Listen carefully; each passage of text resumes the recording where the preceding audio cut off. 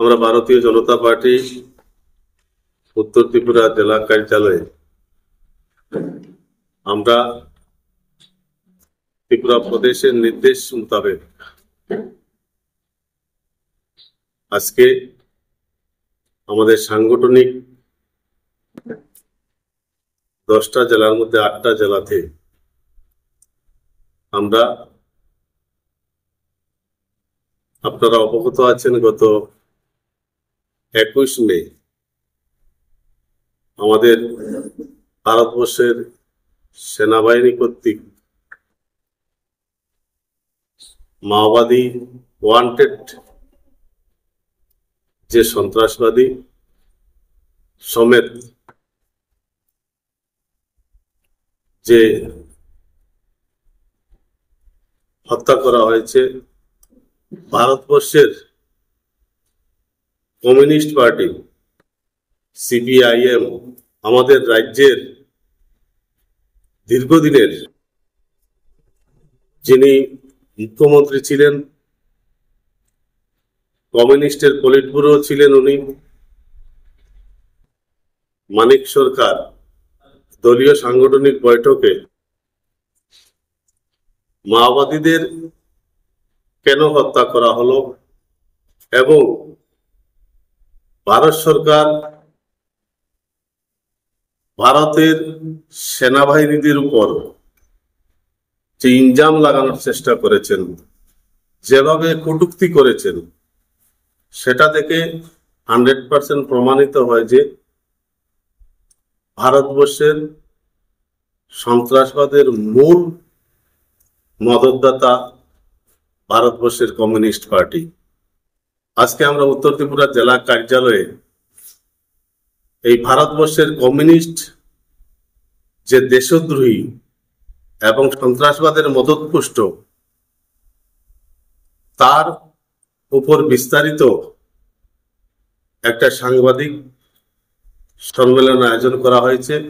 সেখানে উপস্থিত আছেন আমাদের ত্রিপুরা প্রদেশ কমিটির অন্যতম সহসভাপতি শ্রদ্ধেয় সুবল ভৌমিক মহাশয়। উনি আজকের এই সাংবাদিক সম্মেলনের যে কমিউনিস্ট মদতপুষ্ট সন্ত্রাসবাদীদের কেন হত্যা করা হয়েছে এবং কমিউনিস্ট এবং মাওবাদীদের মধ্যে কি সম্পর্ক তার বিস্তারিত প্রেক্ষাপট আপনাদের সামনে তুলে ধরবেন। উত্তর ত্রিপুরা জেলা বিজেপির উদ্যোগে আজকের এই সাংবাদিক সম্মেলন ধর্মনগরে আমাদের দলীয় কার্যালয়ে উপস্থিত আছেন জেলার সভাপতি এবং জনপ্রিয় নেতা কাজল দাস মহোদয় এবং অন্যান্য নেতৃবৃন্দ। আমাদের আজকের দিনে সমস্ত জেলায় 8টি জেলাতে আজকে আমাদের এই প্রেস কনফারেন্স হচ্ছে। আপনারা দেখেছেন দীর্ঘ স্বাধীনতার পরে প্রায় 55 বছর যে সমস্যা, মাওবাদী সমস্যা, মাওবাদী যারা আন্ডারগ্রাউন্ড যে আউটফিট বা সংগঠন, তারাই ওভারগ্রাউন্ডে মার্ক্সবাদী হিসেবে কাজ করছেন। মার্ক্সবাদী আর মাওবাদীদের মধ্যে কোনো ফারাক নেই, কারণ এবার এটা আরো পরিষ্কার হয়েছে যখন মাওবাদী নেতা কেশব রাওকে আমাদের সেনাবাহিনী কেশব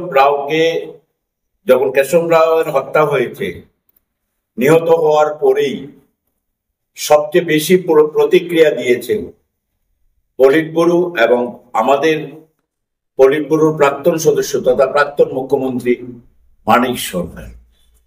উনি বলেছেন ভারত সরকার নাকি কেশব রাওকে হত্যা করেছে। এই মাওবাদীরা দীর্ঘদিন প্রায় ভারতবর্ষের 200-র অধিক জেলায় তারা তাদের সাম্রাজ্য বিস্তার করেছে। নিরীহ মানুষ, সেনাবাহিনীর সদস্য, আধা সেনাবাহিনীর সদস্য এবং রাজনৈতিক নেতৃত্বকে দীর্ঘদিন খুন করা, তাদেরকে এই এলাকায় একটা প্যারালাল একটা তাদের সাম্রাজ্য, তাদের শাসন বলবৎ ছিল। যে সমস্যা স্বাধীনতার পরে দীর্ঘ 54 বছর জাতীয় কংগ্রেস শাসন করেছে, কিন্তু ওরা কোনো সমস্যার সমাধান করেনি। পরোক্ষভাবে এই মাওবাদীরা তাদের সমর্থন নিয়ে তারা আরো তাদের দিনের পর দিন মাওবাদী তার সন্ত্রাসের মাত্রা বাড়িয়ে গেছে এবং তারা এলাকা দখল করেছে। বিশেষ করে অন্ধ্রপ্রদেশ, তেলেঙ্গানা, মহারাষ্ট্র, মধ্যপ্রদেশ, উড়িষ্যা, বিহারের একটা বিরাট অংশ নিয়ে তাদের সাম্রাজ্য ছিল। ওরা প্রতিনিয়তই মাওবাদী এলাকায় মানুষকে ভয় ভীতি প্রদর্শন করে সেখানকার সহজ সরল মতো, বিশেষভাবে সেই এলাকাতে জনজাতি মানুষের প্রাধান্য বেশি, তাদেরকে হাতিয়ার করে এই সমস্যা দিয়ে ওরা স্বাধীন মাওবাদী অঞ্চল করার লক্ষ্যে সেখানে কমিউনিস্ট পার্টির মদতে ওরা সেটা চালিয়ে গিয়েছিল। আমাদের সরকার, ভারতীয় জনতা পার্টির কেন্দ্রের সরকার, মাওবাদী সমস্যার সমাধান, কারণ একটা জিনিস পরিষ্কার, যেটা মানিকবাবু বলেছেন, তাদের সঙ্গে আলোচনা করতে পারত। আমরা কেন্দ্রের সরকারও বলেছি আলোচনা আমরা করব, কিন্তু আগে অস্ত্র পরিত্যাগ করতে হবে। অস্ত্র ছেড়ে দিয়ে আমাদের সঙ্গে আলোচনা করো, আমরা রাজি আছি। কিন্তু তুমি নিরীহ মানুষকে হত্যা করবে, আমার সেনাবাহিনীকে হত্যা করবে, মানুষের উপর অত্যাচার করবে, একটা নিজস্ব প্যারালাল একটা শাসন ব্যবস্থা কায়েম করে রাখবে, পাশাপাশি আলোচনা চলতে পারে না। তার জন্যই ভারত সরকারের সিদ্ধান্ত হচ্ছে তুমি অস্ত্র পরিত্যাগ করে আলোচনার টেবিলে বসো। 2026 আমাদের কেন্দ্রের সরকার টার্গেট নিয়েছে, ভারতবর্ষের বুকে একজন মাওবাদীও থাকবে না, মাওবাদীকে নির্মূল করা হবে। তারা গত কয়েক দশক যাবৎ স্বরাষ্ট্র মন্ত্রণালয়ের পরিসংখ্যান অনুযায়ী নকশাল সম্পর্কিত সহিংসতা এই গত 10 বছরে 97% হ্রাস পেয়েছে। এবং ইউপিএ শীর্ষ বছরগুলোর তুলনায়, ইউপিএ সরকার আপনারা জানেন কংগ্রেসের সরকার, ইউপিএ সরকার থাকার সময় যেভাবে নিরাপত্তা বাহিনীর মৃত্যু হার প্রায় 85% কমে এনেছে আমাদের ভারতীয় জনতা পার্টি সরকার। এই সহিংসতার আঘাত থেকে বাঁচানো পরিবার এবং বিদ্রোহীদের দখল থেকে পুনরুদ্ধার করা জমি আমরা উদ্ধার করেছে আমাদের এই সরকার। 2007 সালে প্রায় 200টি জেলায় নকশালদের উপস্থিতি ছিল, আর যা 2024-এ এই সংখ্যা 38-এ নেমে আসে। আর বর্তমানে আজকের দিনে কমে মাত্র 25টি জেলার মধ্যে তাদেরকে সীমাবদ্ধ করা হয়েছে মাওবাদী সমস্যা। যেখানে 200টি জেলায় ওদের শাসন ব্যবস্থা ছিল, সেখান থেকে কমিয়ে এখন 25টি জেলায় এসে দাঁড়িয়েছে। আগে নকশাল প্রভাবিত অঞ্চলে প্রায় 18,000 বর্গ কিলোমিটার বিস্তৃত ছিল।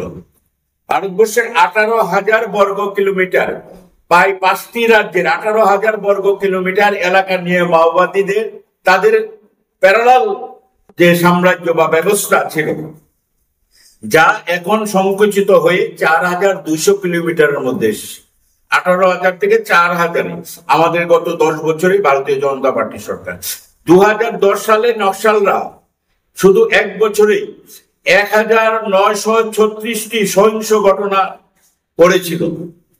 সেখানে 2024-এ কমে এক বছরে মাত্র 374টি হয়, অর্থাৎ 81% ঘটনা হ্রাস পেয়েছে। 2024 সালে 290 জন নকশাল নিহত হয়। একই বছরে 1090 জনকে গ্রেপ্তার করা হয়েছে এবং 881 জনকে আত্মসমর্পণ করতে বাধ্য করা হয়েছে। নকশালবাদ নির্মূলের ডেডলাইন ঘোষণার পর 24 আগস্ট 2024 থেকে, যেদিন এই ডেডলাইন ঘোষণা হয়েছে, 21 মে 2025-এর মধ্যে 287 জন নকশাল নিহত হয় 865 জন আত্মসমর্পণ করতে বাধ্য হয় এবং 830 জনকে গ্রেপ্তার করা হয়। 2010 সালে 1005 জন নিরাপত্তা কর্মী ও বেসামরিক নাগরিক নিহত হন মাত্র এক বছরে 2010-এ, যা 2024 সালে সেটা কমতে কমতে তারা 150-এ অর্থাৎ 85% ঘটনা হ্রাস পায়।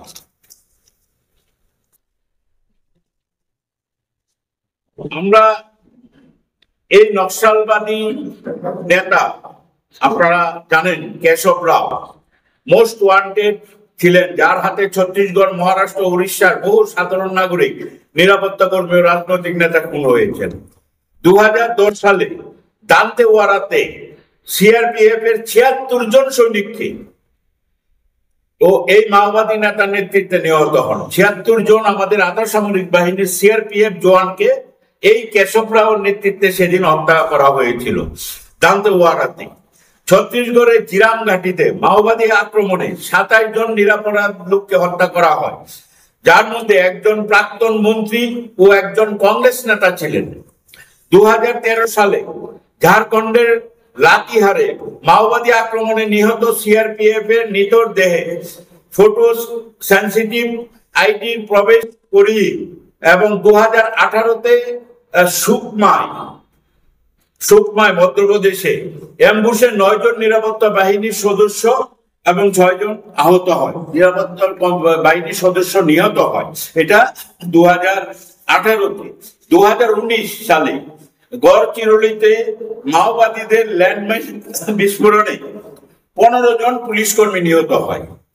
2021 সুকমা বিজাপুর মাওবাদী অ্যাম্বুশে 22 জন সিআরপিএফ জওয়ান নিহত এবং আহতদের সংখ্যা 32 জন। 2023 সালে দান্তেওয়াড়া জেলাতে মাওবাদীদের বিস্ফোরণে 10 জন রিজার্ভ গার্ড নিহত হয়। 2025 এই বছর বিজাপুরে মাওবাদীদের বিস্ফোরণে 8 জন রিজার্ভ গার্ড নিহত হয়। এই নৃশংস হত্যার নায়ক সন্ত্রাসী মাওবাদী কেশব রাও এই 21 মে নিরাপত্তা বাহিনীর সাথে গুলি বিনিময়ে নিহত হয়। নৃশংস মাওবাদী নেতা কেশব রাও নিহত হলে সিপিআইএম স্বজন হারানোর বেদনায় তীব্র ক্ষোভ ও কান্নায় ভেঙে পড়ে। আপনারা দেখেছেন মানিক বাবুর কান্না রোদন, এবং পলিট ব্যুরো বিবৃতি দিয়ে বলেছে যে কেশব রায়ের মৃত্যুর ঘটনা জন্য ভারত সরকারের নিন্দা জানায় এবং গণতন্ত্র বিরোধী বলে মত প্রকাশ করেন। যারা হাজার হাজার নিরীহ মানুষকে খুন করেছে, যারা হাজার হাজার আধা সামরিক বাহিনীকে খুন করেছে, যারা রাজনৈতিক নেতৃত্বদের খুন করেছে, তাকে সেই নেতার নিধনে ওরা বলছে গণতন্ত্র বিরোধী। এটা নাকি বিজেপি সরকার করেছে। এমনকি রাজ্যের প্রাক্তন মুখ্যমন্ত্রী মানিক সাহার এতগুলো গণহত্যার নায়ককে কেন হত্যা করা হলো তার জন্য মায়া কান্না শুরু করেছেন। বলেন মাওবাদীদের খুন করেছে ভারত সরকার, খুনিদের দাবি মানা উচিত ছিল। মাওবাদীদের যে দাবি, তাদের আলাদা ভূখণ্ড, দেশ বিরোধী, সন্ত্রাসী, এই দাবিগুলি নাকি মেনে নেওয়া উচিত ছিল। অথচ 1980 সালে আমরা এই উত্তর ত্রিপুরায় হুরুয়াতে, এই ধর্মনগর মহকুমাতে গোবিন্দ তেলিক সহ 7 জনকে এই মার্ক্সবাদী সরকার, মুখ্যমন্ত্রী নৃপেন চক্রবর্তীর নেতৃত্বের সরকার সেদিন এই মাওবাদী নকশালবাদী 7 জনকে খুন করেছে, যারা প্রস্তুত ছিল সারেন্ডার করার জন্য। সেই সারেন্ডার করার সুযোগ না দিয়ে তাদেরকে প্রকাশ্যে গুলি করে তৎকালীন পুলিশ আধিকারিকদের নেতৃত্বে যে নৃশংস হত্যাকাণ্ড করেছে, তার প্রেক্ষাপটে বিধানসভায় দাঁড়িয়ে মাননীয় মুখ্যমন্ত্রী, তৎকালীন মুখ্যমন্ত্রী নৃপেন চক্রবর্তী বলেছেন যে এরা ছিল ডাকাত, এই ডাকাতদের নিধন হয়েছে, রাজ্যবাসী খুশি হয়েছে। যারা এই মার্ক্সবাদী নকশালবাদীদের খুনের জন্য যারা বাহবা দিয়েছেন পুলিশকে, তাদের সেই দিন যদি হত্যা করে থাকে, তাহলে ত্রিপুরার কমিউনিস্ট পার্টি এই হত্যার নায়ক এই গোবিন্দ তেলি সহ 7 জন মার্ক্সবাদী নিজেদের রাজ্যে যখন নিজেরা করেন, তখন ওদের কিছু যায় আসে না। যখন ভারতবর্ষে সন্ত্রাসবাদীদের হত্যা হয়, তখন তারা চিৎকার করে। আমরা মনে করি মাওবাদী ভারতবর্ষে একটা বড় সমস্যা ছিল দীর্ঘ 5 দশকের উপর। এই মাওবাদের সমস্যা কোনোভাবেই কোন সরকার সেটাকে কন্ট্রোল করতে পারেনি, যেটা আমাদের প্রিয় প্রধানমন্ত্রী নরেন্দ্র ভাই দামোদর দাস মোদীর নেতৃত্বে আমাদের স্বরাষ্ট্রমন্ত্রীর মানে কঠোর সিদ্ধান্তের ফলে এবং যেভাবে মাওবাদীরা যে অত্যাচার সন্ত্রাস চালিয়ে গিয়েছিল দশকের পর দশক, সেটাকে নির্মূল করতে এবং যে লক্ষ্যে 2026, আমার মনে হয় না 2026 যেতে হবে, 2025-এর মধ্যেই সেই লক্ষ্য পূরণ করব। আমরা ত্রিপুরা প্রদেশ বিজেপি এবং উত্তর জেলা বিজেপির পক্ষ থেকে মাননীয় প্রধানমন্ত্রী এবং মাননীয় স্বরাষ্ট্রমন্ত্রীকে আমরা অভিনন্দন জানাচ্ছি, ধন্যবাদ জানাচ্ছি। ভারতবর্ষের একটা গভীর মূল সমস্যা থেকে যে উত্তরণের রাস্তায় ওরা নিয়ে এসছে ভারতবর্ষকে। আজকের ভারতবর্ষ পৃথিবীতে মহাশক্তিধর দেশ। আপনারা জানেন, যখন একটা দেশে ইন্টারনাল প্রবলেম থাকে সেটা ক্যান্সারের মতো দেশটাকে দুর্বল করে দেয়। আমাদের দেশ এখন আমরা 140 কোটি মানুষ, এত জাতি ধর্ম বর্ণ ভাষাভাষী মানুষ একত্রিত হয়ে আমাদের প্রিয় প্রধানমন্ত্রী নরেন্দ্র ভাই দামোদর দাস মোদীর নেতৃত্বে আজকের ভারতবর্ষ এখন একটা মহাশক্তিধর দেশ। আরো যেটা আমাদের না বলে পারছি না, যে আমরা এর মধ্যেই গত কয়েকদিনের মধ্যে বিশ্বের দরবারে আমাদের আরেকটা সুনাম এবং পরিচিতি আমরা পেয়েছি। আপনারা জানেন, যখন আমাদের প্রধানমন্ত্রী 2014 সালে উনি প্রধানমন্ত্রীর দায়িত্ব নিয়েছিলেন, তখন ভারতবর্ষ পৃথিবীতে অর্থনীতিতে 10ম স্থানে ছিল এবং উনি 10 বছরে সেটাকে 5ম স্থানে নিয়ে এসেছেন। এই গত 4-5 দিন আগে বিশ্বের IMF থেকে শুরু করে সমস্ত সংস্থা জানিয়েছে যে ভারতবর্ষ অর্থনীতিতে এখন 5ম স্থান থেকে উত্তীর্ণ হয়ে, জাপান ছিল 4র্থ স্থানে, জাপানকে পেছনে ফেলে ভারতবর্ষ 4র্থ স্থানে উঠে এসছে আজকে অর্থনীতিতে পৃথিবীতে। এবং শুধু অর্থনীতি নয়, শুধু ডিফেন্স নয়, শুধু প্রযুক্তি নয়, সমস্ত ক্ষেত্রে আমাদের যে ভারতবর্ষে নরেন্দ্র মোদীজির নেতৃত্বে যে ক্যাবিনেট টিম কাজ করছে, সেই পররাষ্ট্র আমাদের ডিফেন্স মিনিস্টার রাজনাথ সিং, পররাষ্ট্রমন্ত্রী জয়শঙ্কর, আমাদের হোম মিনিস্টার অমিত শাহ, সমস্ত ক্যাবিনেট সদস্যরা এমন ভাবে কাজ করছেন, আজকে সারা পৃথিবী তাক লেগে গেছে, স্তম্ভিত হয়ে গেছে। টেকনোলজিতে ভারতবর্ষ তার চেহারার একটা মানবিক দিক আছে। আমরা কিন্তু মানুষ যুদ্ধ বলতে কি বোঝায়, ইসরায়েল প্যালেস্টাইনের যুদ্ধ শুধু ধ্বংস দেখেছে, এই রাশিয়া ইউক্রেনের যুদ্ধে শুধু ধ্বংস দেখেছে। ভারতবর্ষ কিন্তু সেই যুদ্ধ লড়েনি পাকিস্তানের সঙ্গে। ভারতবর্ষ দেখি নয়খানা একদম পাকিস্তানের সুসংগঠিত লস্করে তৈবার, তালেবান সহ বিভিন্ন ISIS এর মদতে, তাদের সামরিক বাহিনীর মদতে, পাকিস্তান সরকারের মদতে যে ক্যাম্পগুলো, উগ্রপন্থী ক্যাম্পগুলো শুধু ভারতবর্ষকে লক্ষ্য রেখে জম্মু কাশ্মীরের মধ্যে অস্থিরতা সৃষ্টি করার জন্য সেই ক্যাম্পগুলোকে এমন ভাবে ধ্বংস করেছে, কোন সাধারণ নাগরিক তাতে ক্ষতিগ্রস্ত হয়নি। 100 জনের অধিক সেই উগ্রপন্থীকে মারা হয়েছে। সারা পৃথিবীতে আঁক লেগেছে যে সাধারণ মানুষকে কোনো ক্ষতি না করে এমন মানবিক দৃষ্টিভঙ্গি নিয়ে কোনো যুদ্ধ পৃথিবী দেখেনি। পৃথিবী সাক্ষী রয়েছে যে নরেন্দ্র মোদীজির নেতৃত্বে আজকে সারা পৃথিবী ভারতবর্ষ নিয়ে আজকে ভারতবর্ষের পাশে দাঁড়িয়েছে এবং ভারতবর্ষ এখন সমস্ত রপ্তানি, অস্ত্র রপ্তানি সব দিকে এগিয়ে যাচ্ছে। আমরা নিশ্চিত এবং আমরা মনে করি আগামী 2 তারিখ এবং 3 তারিখ আমাদের সমস্ত মন্ডলে, আমাদের মন্ডল ভিত্তিক আমাদের র্যালি হবে, বাজার সভা হবে এবং সেখানেও আমরা এই যে বিভ্রান্ত করে দীর্ঘদিন কমিউনিস্ট পার্টি দেশকে দুর্বল করে এসছে। আপনারা জানেন কমিউনিস্ট এখন পৃথিবীতে অপ্রাসঙ্গিক হয়ে গেছে। ভারতবর্ষ না, পৃথিবীর কোথাও এখন কমিউনিস্ট নেই। একটা টাইমে রাশিয়া, বুলগেরিয়া, হাঙ্গেরিয়া, রোমানিয়া, চেকোস্লোভাকিয়া থেকে শুরু করে লাটভিয়া, বহু কান্ট্রিতে কমিউনিস্ট পার্টি ছিল। আমাদের দেশও পশ্চিমবাংলার মতো এত বড় রাজ্য, কেরল, ত্রিপুরা এবং প্রত্যেকটা রাজ্যে কম বেশি বিধায়ক এমপি ছিল। আজকে কিন্তু সেই কমিউনিস্ট পার্টি পশ্চিমবঙ্গে নেই, ত্রিপুরায় নেই। আজকে টিম করে চলছে কেরলে, এখন কোনো এমপি নেই। তাদের রাজ্যে যে আসামে একটা সময় 11 জন বিধায়ক ছিল, বিহারে 17 জন ছিল, উত্তরপ্রদেশে প্রায় 14 জন বিধায়ক ছিল। আজকে সবগুলো রাজ্য থেকে মুছে গেছে কমিউনিস্ট পার্টি। কমিউনিস্ট পার্টি এখন ইতিহাস, কমিউনিস্ট পার্টি আর আগামী দিনে এই রাজ্যে ঘুরে দাঁড়াতে পারবে না। মানুষ রাষ্ট্রবাদী সরকারের পাশে আছে, রাষ্ট্রবাদী চিন্তার চেতনাকে হাতিয়ার করে মানুষ এগিয়ে যাচ্ছে ভারতীয় জনতা পার্টির নেতৃত্বে। আমরা নিশ্চিত এই কমিউনিস্ট ত্রিপুরা রাজ্য থেকে চিরতরে মুছে যাবে। সবাইকে অসংখ্য ধন্যবাদ।